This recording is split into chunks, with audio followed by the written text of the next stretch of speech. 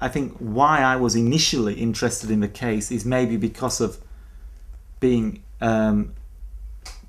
brought up in the time of the Yorkshire Ripper, but really this book is not, Tokyo Year Zero is not.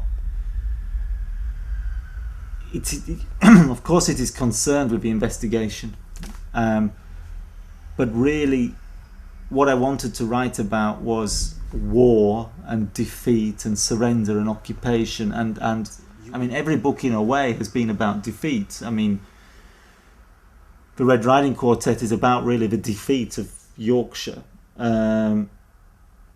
you know, because because of the effect this killer had on this place, and you know, the failure of the police to catch him. GB84 is very much about the defeat of the miners, but even the Damned United, you know, this manager Brian Clough was a very successful manager, but I chose the worst 44 days of his life. So, you know, I think.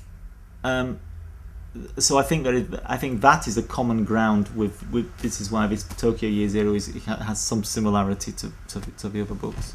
The next two books in the trilogy, you know, again they use true crimes to talk about. They're in the period of the American occupation of Japan, and they use true crimes.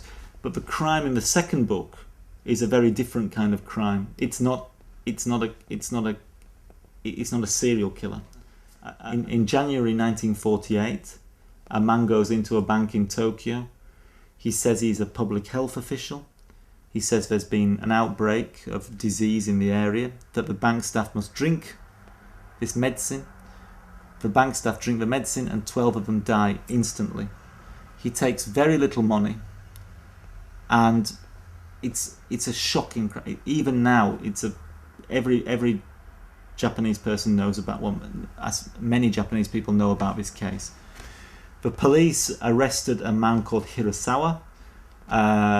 He was convicted of the crimes. He was sentenced to die, but he never was executed. He lived the rest of his life, he lived on death row. So he holds the world record for being on death row the longest, and he died of natural causes.